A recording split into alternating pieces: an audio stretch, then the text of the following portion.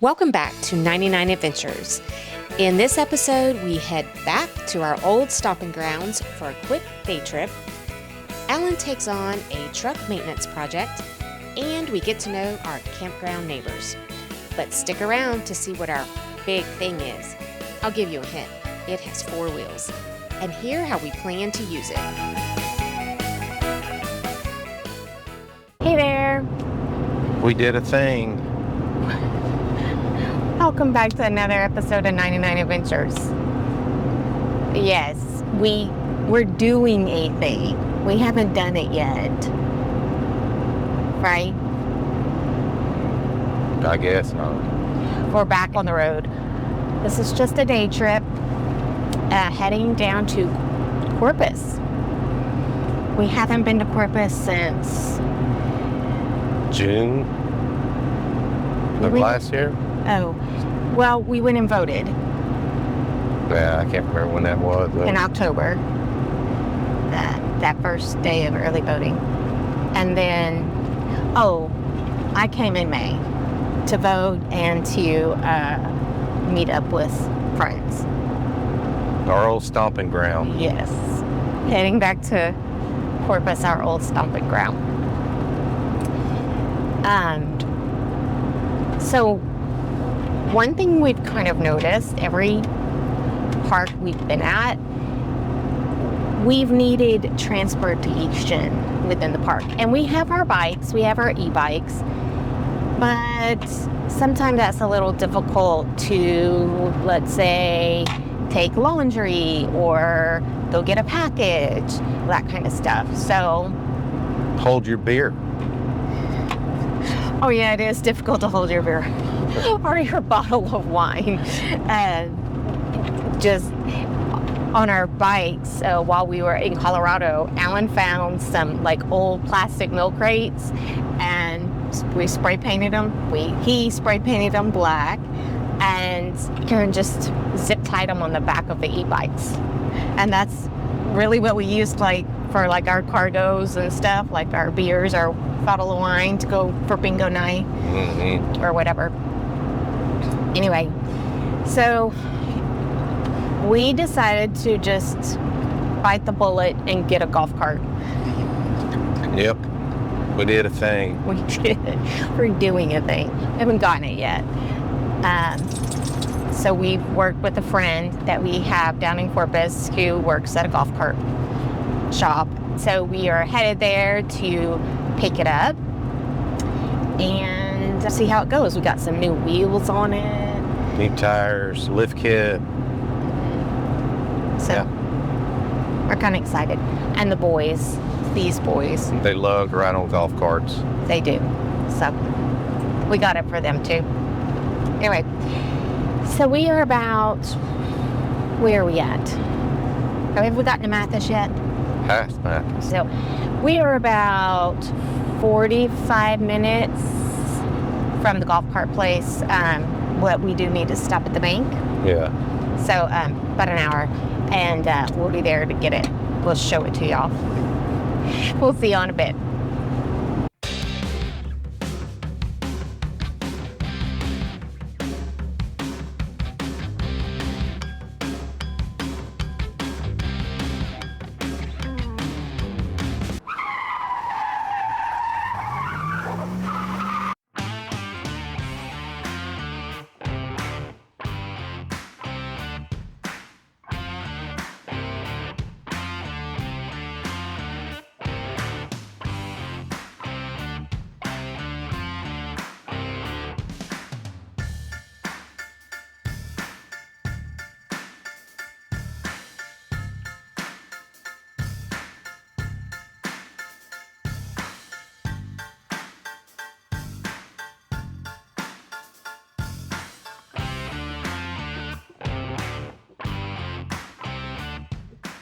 All right, so this is the thing that we did. I think that's probably going to be part of the clip. We did a thing, right?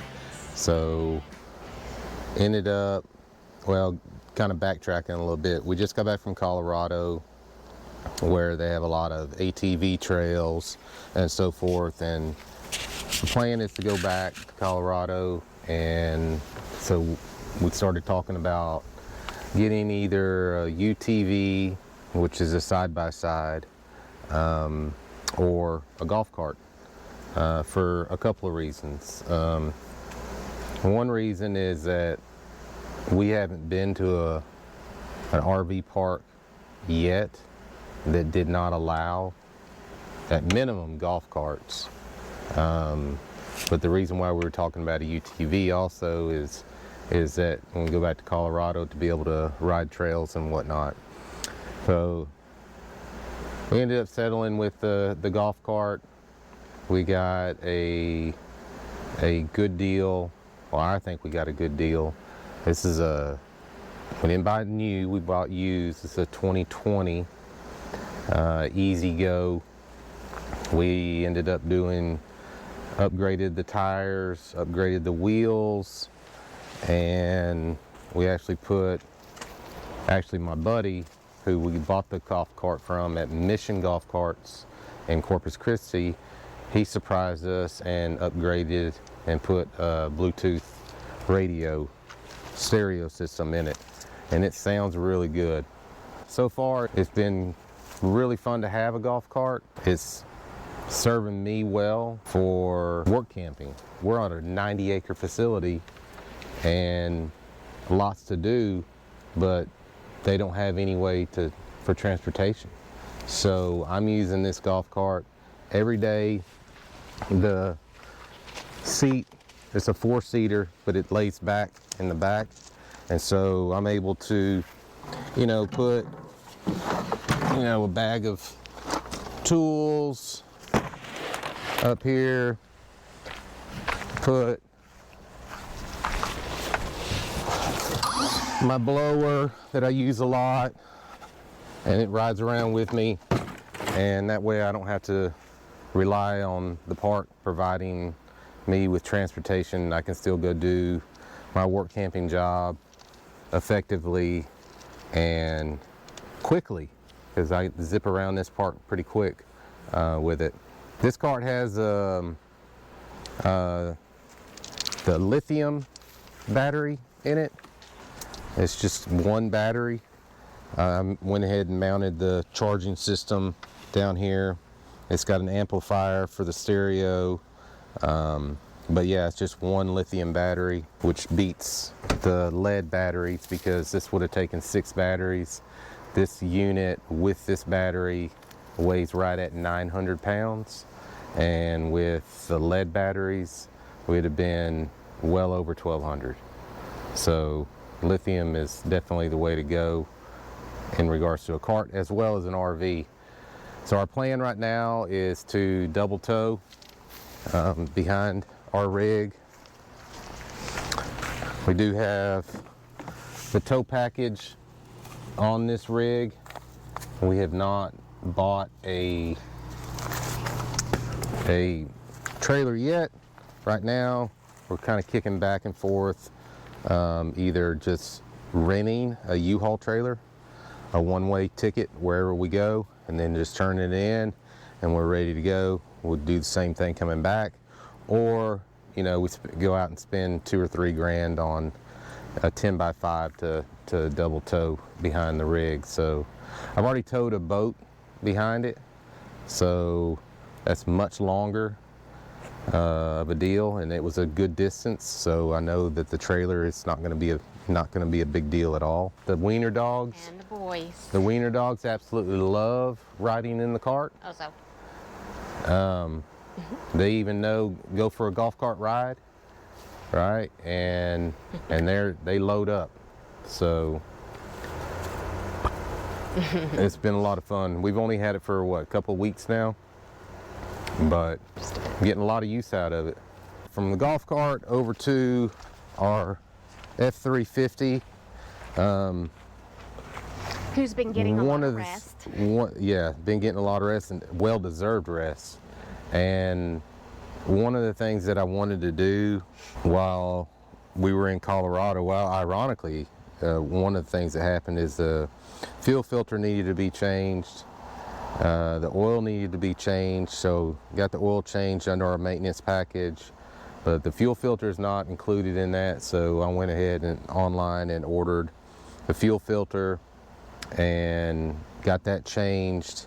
And the other thing that I wanted to do, because we were, you know, this is 900 miles coming back, so that's a lot of road time, I wanted to run some fuel system treatment through the rig.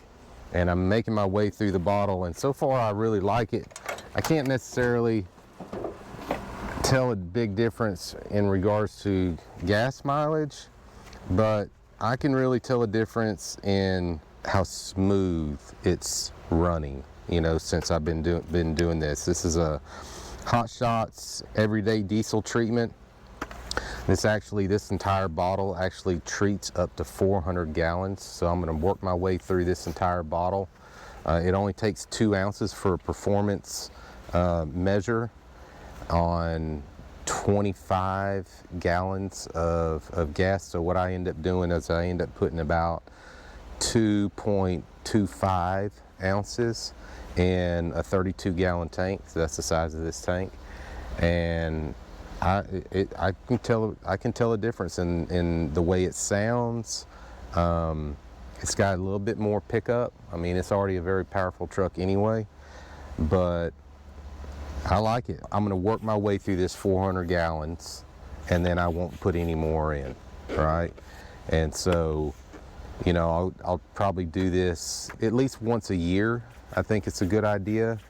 I can't remember specifically the name of the system that's in this F series larger truck fuel systems. Those have a history of imploding within the system itself, and it's from lack of lubrication within the system. And when it implodes in itself, it sends particles throughout the entire fuel system. So when that happens, then you have to get a whole new fuel system. They have to drain all the lines, and it's a big, huge process and a very expensive process. So I was reading up, and this provides a lot of lubrication within that system, and that's exactly what I'm hearing too. It's more smooth, right? Just the sound of the vehicle, both at idle as well as going down the road. I'm no mechanic by any stretch of the imagination. I can hold my own and do minor maintenance type stuff, but I am going to run this about once a year. I'm on my first one, and so far so good. You want to talk about the other thing we love that we didn't take to Colorado with us? Oh yeah, our new fence. We had to order more panels, but this has really worked out well. This is the first time since we've had June of last year that we've actually had, the boys have had their own yard, and they love it. Yeah. They come out here and roll around and, you know, hang out in the mornings when it's cool and just be dogs, you know. They're enjoying it. They can bark at things going by, and stop it. All right, baby, you're enjoying it?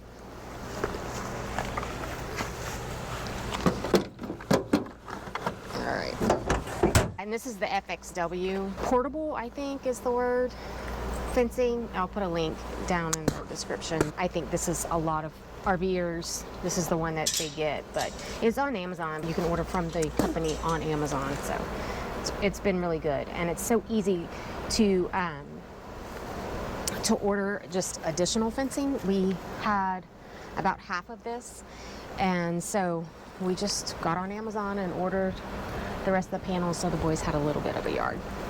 It's a pretty good sized yard too.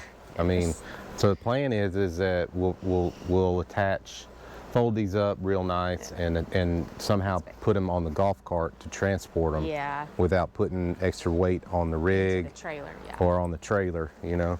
It goes back behind. And they have some other pieces and stuff that go up underneath the stairs. It just so happened that ours just worked well up underneath. Yep, and we just made them a little yard.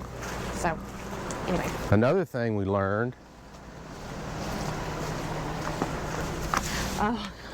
is that these extend. We had cinder blocks underneath there.